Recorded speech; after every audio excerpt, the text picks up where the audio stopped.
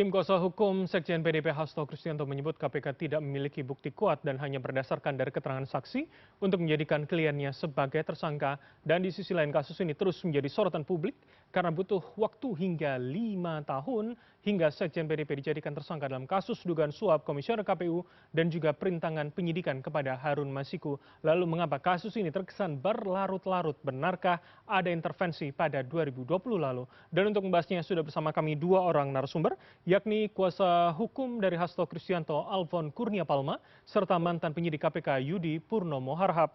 Assalamualaikum, selamat sore. Ada Bang Alfon dan Mas Yudi, apa kabar? Waalaikumsalam Mas, Bang Alfons. Alhamdulillah. Halo Mas Yudi. Baik, terima kasih sudah berkenan bergabung dua orang narasumber. Saya langsung ke Bang Alfon terlebih dahulu. Bang, dalam keterangan pers Anda juga banyak menyebutkan di media bahwa Anda mengatakan hanya keterangan saksi yang mendasari klien Anda akhirnya dijadikan sebagai tersangka. Benarkah memang tidak ada bukti material begitu yang diketahui tim hukum begitu hingga saat ini untuk menjadikan Pak Hasto sebagai tersangka begitu, Bang? Ya, baik, terima kasih. Sebenarnya kan dalam aspek pidana, terutama dalam proses penyelidikan, penyidikan sampai kepada proses penetapan tersangka, itu memang harus diiringi dari dua alat bukti yang sah, gitu. Nah, dua alat bukti yang sah tersebut merupakan ambang batas keraguan atau batas ambang keraguan ya, yang pada intinya nanti itu akan dinilai apakah memang bukti-bukti tersebut menguatkan dari suatu proses penyidikan gitu kira-kira. Nah, sekarang kan kita melihat bahwa ada saksi-saksi gitu ya. Nah, apakah saksi-saksi berdasarkan sprindik yang baru pada saat ini itu memang merupakan suatu bukti yang prima atau prima facie yang bisa dipergunakan untuk menetapkan adanya dugaan tidak pidana dan kemudian menetapkan seseorang menjadi seorang tersangka begitu.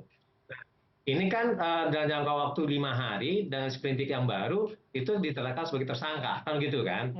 Nah, sementara kita harus melihat bahwa ini tidak hanya berdiri sendiri, tetapi juga ada aktivitas-aktivitas politik yang dilakukan oleh Pak Hasto Kristianto, sehingga itu bisa dilihat adanya keterkaitan untuk itu. Karena sebelumnya memang ada ungkapan dan pernyataan bahwa dari Ibu Megawati Soekarno Putri menyatakan bahwa PDIP akan diaut-aut. Gitu. Oke, baik, baik.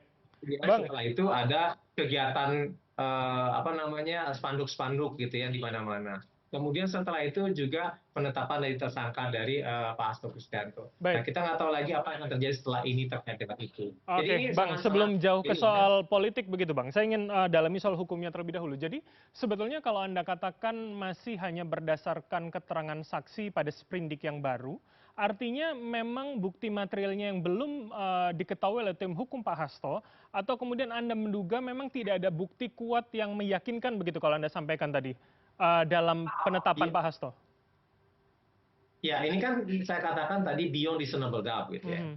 Nah, itu sebenarnya merupakan ambang batas atau threshold untuk menetapkan suatu peristiwa itu menjadi suatu perbuatan ada dugaan tidak pidana atau tidak, dan kemudian ditetapkan sebagai tersangka gitu. Nah, dalam konteks ini sebenarnya kita bisa melihat bahwa beyond reasonable doubt itu merupakan satu ukuran dari suatu sikap kehati-hatian dari proses pemidanaan gitu. Karena begini, hukum pidana itu dia merupakan pedang bermata dua. Pedang bermata dua itu akan menggores sisi kanan dan sisi kiri, itu bahkan juga di depannya gitu. Tergantung bagi orang yang memegang dari di tampuk awalnya gitu. Kalau misalnya di tampuk awalnya itu bisa mengarahkan ke kiri dan ke kanan dan ke depan gitu kan. Oleh sebab itu makanya dibuat koridor yang namanya beyond reasonable doubt gitu kan. Oleh sebab itu maka kehati-hatian menjadi faktor utama yang harus dipergunakan agar dalam proses penegakan hukum dia itu berdasarkan prinsip-prinsip hukum. Nah, itulah dikatakan prinsip file trial. Nah, file trial ini sebenarnya berdasarkan Covenant ICCPR itu sebenarnya lebih kepada kepentingan keadilan atau the best interest of justice sebenarnya. Nah, oleh sebab itu makanya dia sangat bersinggungan antara penegakan hukum hak asasi manusia dan juga di satu sisinya dalam konteks korupsi gitu. Nah, oleh sebab itu makanya antara dalam konteks pemberantasan korupsi sebagai gross violation of human rights gitu kan, harusnya gitu kan, itu harus bersinergi gitu. Baik, Harus baik. Saya bersinergi. tangkap pesan Anda, Oleh sebab itu Bang Alfon. sampai terjadinya mendominasikan faktor crime control dibandingkan dengan hak asasi manusia. Itu kira-kira, Baik, Mas saya ke Bram. Mas Yudi kalau begitu. Jadi Mas Yudi, kalau kemudian dianggap seperti itu belum atau kemudian tidak tersampaikan, apakah itu memang sebuah prinsip kehati-hatian atau kemudian kita bisa lihat dari timeline-nya yang begitu panjang 5 tahun, kemarin Pak Setio Budianto mengatakan ya karena memang baru terkumpul saja alat buktinya sehingga baru sekarang ini kemudian. Bagaimana logika ini bisa kami terima sebagai di publik begitu Bang? Mas. Ya, saya pikir memang ada beberapa hal ya dalam masalah pembuktian terhadap Pak Hasto ini yang saya lihat ya pada masa pimpinan sebelumnya dan juga pada masa pimpinan ini. Sebenarnya apa yang kemudian dikumpulkan alat-alat bukti itu kan sudah dikumpulkan pada masa pimpinan yang lalu. Namun entah mengapa ya Firly Bahuri ya kemudian ya kita tahu gagal menangkap Harun Masiku, gagal mengembangkan kasus ini gitu ya. Tapi sebenarnya alat-alat buktinya pun sudah ada. Kita tahu bahwa kemarin Pak Setio menyampaikan kepada publik bahwa ketika baru menjabat langsung melakukan ekspos gitu kan dan kemudian semua pimpinan sepakat. Artinya tidak ada keraguan loh. Bayangkan 5 orang pimpinan yang latar belakangnya beda, mungkin belum saling kenal. Yang saling kenal mungkin hanya Pak Setio dan Pak Fitro ya, karena pernah jadi direktur penyidikan dan direktur penuntutan di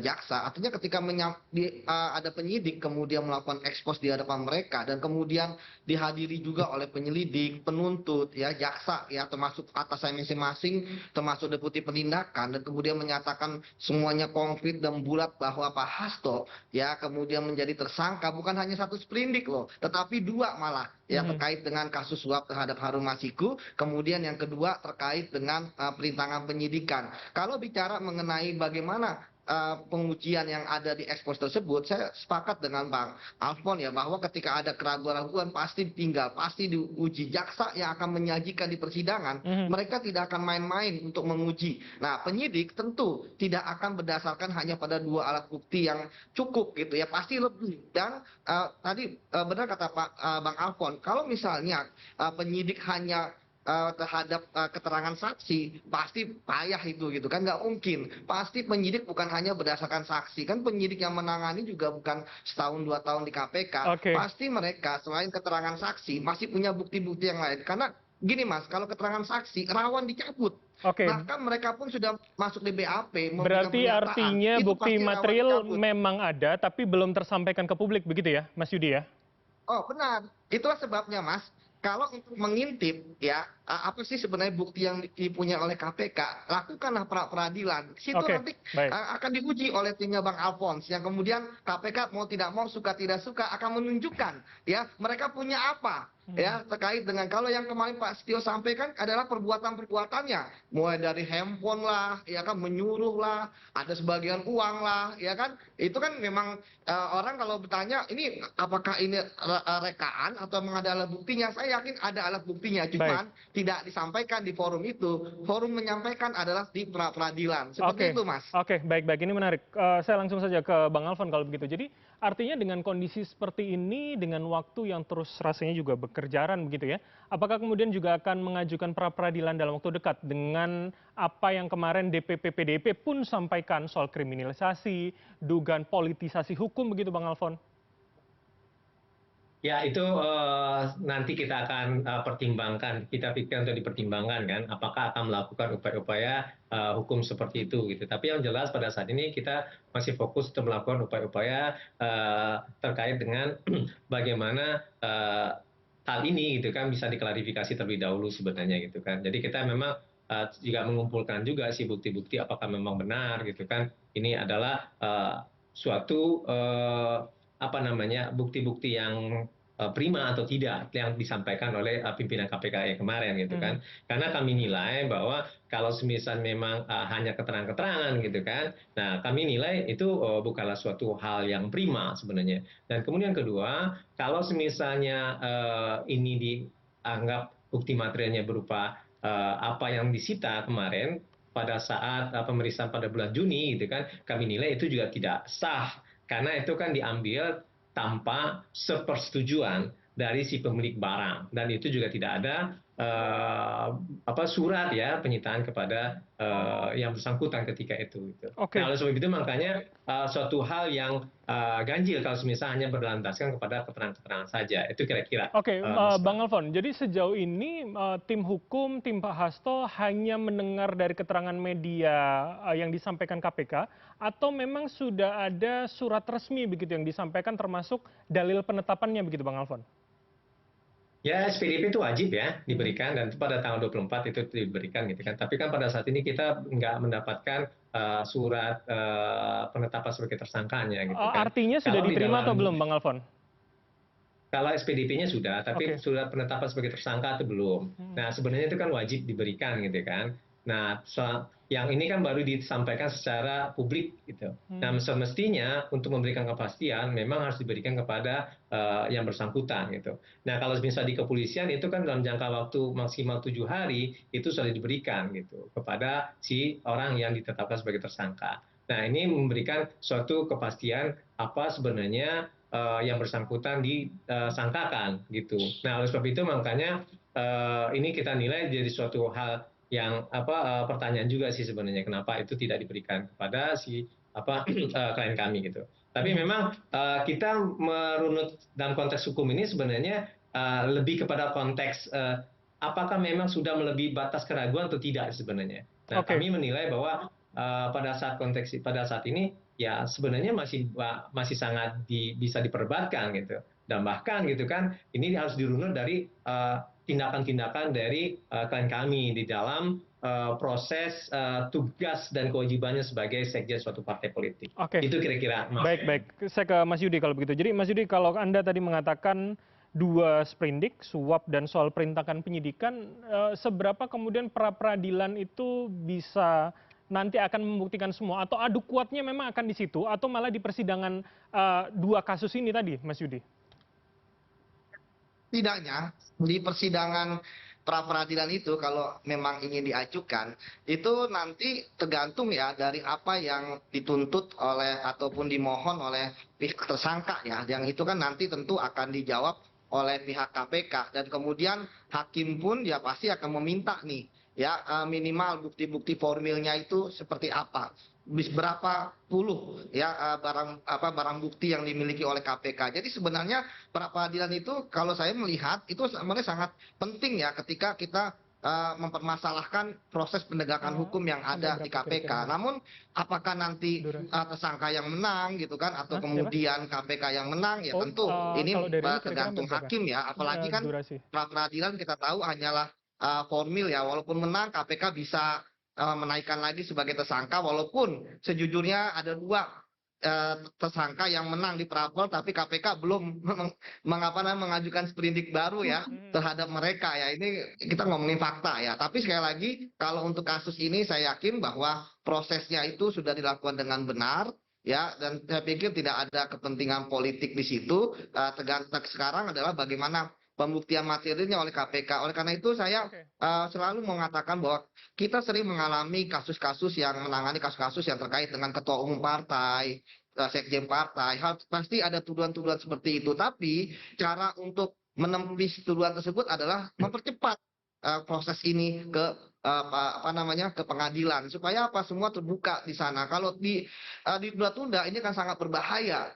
Tentu akan semakin liar isu-isu seperti itu karena kan ini pimpinan KPK baru, Mas. Kasihan KPK-nya ya kan kalau untuk 5 tahun ke depan akan menjadi beban bagi KPK kalau misalnya tidak segera tuntas kasus Pak Hasto ini sampai ke pengadilan. Baik, Oleh karena itu Mas Yudi, terakhir kalau begitu. Bahwa jadi kalau dengan sangat penting kepengurusan kepemimpinan yang baru, apakah ini akan menjadi pembuktian? Artinya banyak yang juga meragukan karena Kenapa begitu cepat? Artinya gelar perkara butuh waktu panjang biasanya, atau kemudian ini menjadi catatan bagi kepemimpinan yang sebelumnya begitu? Singkat saja, Mas Yudi.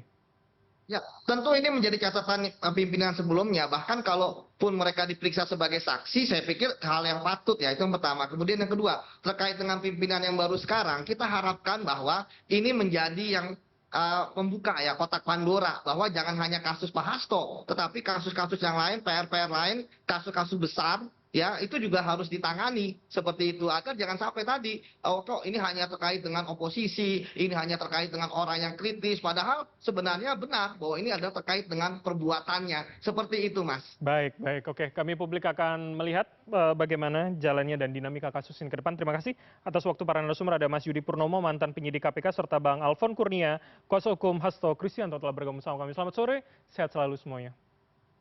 Sore Mas Bram, sore.